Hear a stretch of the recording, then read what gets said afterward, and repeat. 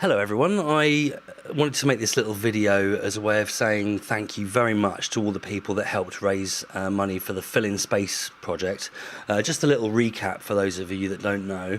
Our dear friend Phil passed away recently, and as by way of a tribute I decided that it might be fun, yeah, actually, I'm going to say fun, to send some of his ashes up into the stratosphere to the edge of space. How will we do that, I hear you ask? Well, we're going to pop him into a high-altitude meteorological balloon, and that's basically what we've been raising the money for. If you look here on my screen now, as you can see, we've hit £2,095. Originally, I aimed to raise about 700 quid just for the project, and it went absolutely way past that. In fact, we raised that £700 in about the first 2 hours. Thank you so much for your generosity. As I said, we've now hit 2,095, and the rest of that money has gone to those wonderful guys at the hospice that looked after Phil. So that's absolutely fantastic. So what I wanted to do is just give you a little bit of an update really about what I've been working on over the last couple of months, because you haven't really heard from me because I've been in my own geeky little world, putting all of this stuff here together basically, which I'll talk you through in a moment. So first off, what exactly are we going to do basically? Well, I've got an image here that I can show you basically what we're actually going to be doing. So this here is a typical balloon launch. This is pretty much what's going to be happening when we do our launch. So as you can see, we've got a large weather balloon. It's about 1 meter in diameter, full of helium. That's attached then to that little red object there that you can see just on the screen here where I'm pointing. That's the parachute. And below that, where this guy's holding it, that's the payload there, and that's actually the interesting bit of this mission. I mean, we could just basically stick his ashes in a balloon, send it off into the atmosphere, and it'll burst. But that's no fun because we don't actually know that that's even happened. We've lost sight of the balloon, it's all gone. So I wanted to do something a little bit more interesting, and thanks to all the extra money that's been raised, with the amazing amount of money that's been raised, we are able to do something a bit more special. So that little payload that you can see the guy holding there, that is basically what this bad boy is that I've been working on. Obviously all falling apart right now. It will be held together with lurid gaffer tape on the actual day of the launch, so I'll just talk you through briefly what's actually going on in here basically, so you can have a little look. So here we've got,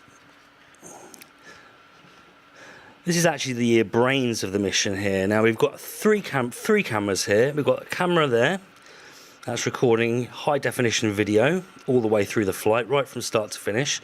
We've also got another camera which goes on the lid that looks straight up, so that's actually going to be looking at the balloon above us. And we've got another high definition camera on the other side. Now this is the really special one here. So the plan is to launch this flight and then retrieve this payload afterwards, and then we'll be able to get the SD cards out of there and view that lovely high definition video. But as I'm sure you can imagine, when you put a balloon up into the air, it tends to do what it wants to do really, based on all the winds and so on and so forth. So the really interesting bit of this whole project for me has been designing the payload in such a way that we can track exactly where it is, and not only that, also be able to transmit live images from the balloon as it's going through its flight. So that's really what the this bit is here. So as I said, we've got these cameras here. These are hooked up to little Raspberry Pi Zero computers here, and that's basically all they do. They're just recording high definition video the whole time through that flight, and they don't do anything else. That video is not being transmitted to us. There just isn't enough bandwidth. Unfortunately, we don't have the internet at 40,000 meters, so we're having to do this ourselves. So that's where this comes in. This little thing here has got this flashing red light on it. Now that's also connected to another camera here. Now what that's going to be doing throughout the flight, this here is the GPS receiver. That's going to receive a position for us. So at any given time during the flight, this computer will know exactly where it is in terms of its latitude, longitude, as well as its altitude as well. And what it does is it then uses this little radio transmitter here, and it actually sends that information to us on the ground, so we'll be able to receive that information. But not only is it doing that, it's also transmitting still images to us. As I said, we can't transmit video during the flight, there just isn't enough bandwidth, but we will be able to get still images, and that's a kind of insurance, really. Basically what it means is that, I mean, as I'm sure you can imagine, there is a chance that we won't be able to recover this payload. It could land somewhere really inaccessible, it could land on the top of a tree, it could land in a lake. So we may never see this again, really, which is why I wanted to just put this in here so that we've got images to actually receive during the flight, even if we do lose the payload. I know a lot of people that have done this kind of thing before for much less money, perhaps a couple of £100, and they've literally just stuck a camera in the box and a GPS tracker, so they've received no information whatsoever during the flight, apart from its GPS position, and then they've had to go and find the payload later to get that imagery out of it. I don't want to leave that to chance, basically, because, as I said, we could end up losing it. Now, this is a fantastic website here. This is part of the HabHub website, which is the go-to website for high altitude balloon geeks, as I am very much becoming myself now. Basically, now we've got access to a bloody great big supercomputer and lots of weather information, so we can make a rough prediction. Now, I'll give you a little example on this site here now. So if I choose a launch site of, say, Brighton, and I'll just set that here with the map, just north of Brighton there. Okay, now today's date is the 2nd of February, so if I set a launch date of, well, so let's just say this afternoon, let's say we're going to launch it at 4:30, so just in a little while there. Now we've got some other information here that I need to give it: the ascent rate, the altitude I expect it to burst, and the descent rate. Now these are all things that I just tailor by just the amount of helium that goes into the balloon. It really is that simple, and we're going to be aiming for an altitude of about 30,000 meters, so 30 kilometers is what we're aiming for. So given that that information, I'm going to run a prediction now of where that balloon will go if we were to launch it in just under an hour's time. It's going to run that prediction now. There you go. As you can see, that's not particularly ideal. We do want to retrieve this payload. We've got a really curvy path here. You see it goes down from Brighton into the English Channel, follows a little curve all the way along, and then you can see this little thing I'm circling here. It looks like a little explosion, like a bomb going off, and then it finally comes down here, actually not a million miles away from Paris. And now that little explosion there is where the balloon is expected to burst, so that's going to be its maximum altitude of about 30,000 meters. And then this final stage here is basically the descent on a parachute. So yeah, it will be on a parachute, so it comes down reasonably softly. Well, obviously, as you can see, that would be a completely inappropriate place and time to launch the balloon for us, because ideally we want it to stay in England. But it really is very changeable. I mean, if we change the date to the 3rd of February, run the prediction again, you can see that, let's have a little look, yeah, quite a different flight path this time, a shorter flight path, and it's going to be bursting over the English Channel and unfortunately landing in the English Channel as well. So again, that's no good.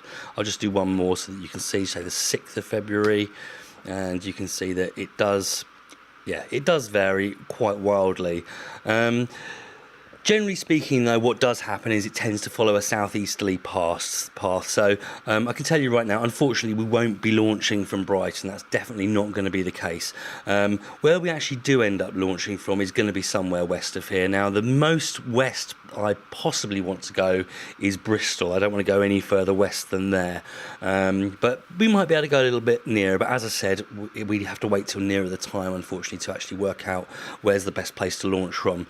Bristol's a fairly safe bet, because I know that whatever time I launch from Bristol, it's almost certainly going to end up landing somewhere where the land is. So what's basically going to happen is this is going to be strapped to the parachute, as I showed you in that earlier image. I'll just remind you of that image again. So that's now a little payload that the guy's holding there in his hands. That's actually going to be this here. That's going to be attached to the balloon, the parachute rather, that you see, and then the parachute's going to be attached to the balloon. So once we let go of that flight, it's going to rise through the atmosphere.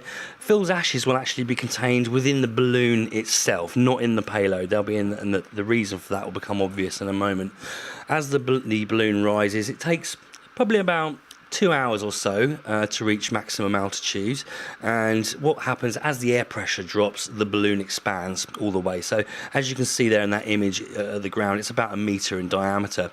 By the time it gets to maximum altitude, this balloon is going to be massive. It's going to be about 8 meters wide. It's going to be absolutely huge.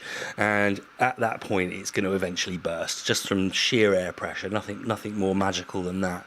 And at that point, Phil's ashes, which are inside the balloon, are going to be scattered. So they'll be scattered at the highest altitude. Now, from that altitude, we should be able to see the curvature of the Earth, the thin blue line of the atmosphere against the blackness of space. It should be very, very pretty indeed. And as I said, from that point onwards, it will descend. What's going to actually happen during the balloon's flight is we've got a couple of things here. Now, this rather... a little bit cable wrapped up there. This rather sexy looking gadget here is our portable tracking unit basically, and what this does is this will pick up a signal from the payload here, and just using its onboard radio receiver, and what it will then do is it will upload that information to the internet so that we can all see the information that's actually being transmitted. I can actually demonstrate, I'll just turn this on actually and give you a little bit of a demonstration of how that's actually going to work. It's all built, all cobbled together with it. You might think it looks reasonably like I bought this from a shop, but actually as soon as you open it and realise it's held together with gaffer tape, you realise this is very much a homemade piece of kit that I've put together especially for this mission here. So I'm just going to set this up now. As you can see from this flashing light in here, this is actually already on.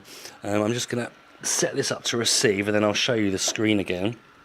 So what's basically going to happen, this device that I'm playing with now is going to be with us in the car. We're going to jump into a car as soon as we've launched the balloon, and then we're going to track it using this and try and stay underneath it as far as possible. Now that's for two reasons. The first reason is that we want to be reasonably near it when it lands so that we can go and retrieve that payload, which contains lots of expensive kit that you guys have paid for basically, so we would ideally like to have that back. The second reason that we're staying near it is that, as I said, this is transmitting all of its images over radio, and if we're not near it, or if we don't have a line of sight to it, we're going to miss stuff. So we will miss part of the images. Fortunately, at the launch site, we're going to have something similar to this as well. Actually, this one here, which doesn't have its own screen, but it will be hooked up to a laptop, and that again will be receiving information from the balloon, images, position, that kind of thing. And both of those, both this and that, will be uploading that information to the internet for us to actually look at. So if I just turn this on, so this here, you can get a look at that screen there, Phil. You might be a bit of a weird one there. Now, I'm not going to get into too much geeky information here, but these little lines of data that are appearing here are information that it's receiving from this box here. It's receiving periodic updates about where it is, its GPS coordinates, and it's also receiving images.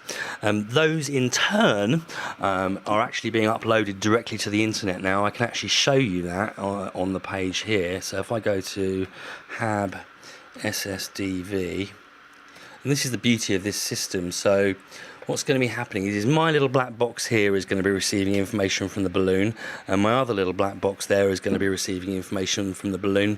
And then what happens is it starts to upload that data directly to this website, so anyone can see this during the launch basically. So it's all a bit slow. You can see it downloading here now, and I think it's picking up, by the looks of it, it's picking up an image of these blinds here. You can see just up here that's coming down. It does seem a bit painfully slow, doesn't it? Well, as I said, it's not broadband internet by any stretch of the imagination. There's no cell phone masts up there. We can't use that. We have to do a radio transmission. So we'll get an image about perhaps once every 2 minutes to 5 minutes, so it's quite slow, but we will have images taken throughout the flight just in case the worst does happen and we lose the whole payload. But fingers crossed, I've taken all precautions and we should be able to actually retrieve this at the end of the day. I read an interesting article on BBC News recently about how distorted people's perceptions are about how urban and built up the country is, and that's basically because most people live in towns. But if you launch a balloon and it's going to land in England, chances are 95% it's going to land in a field somewhere. So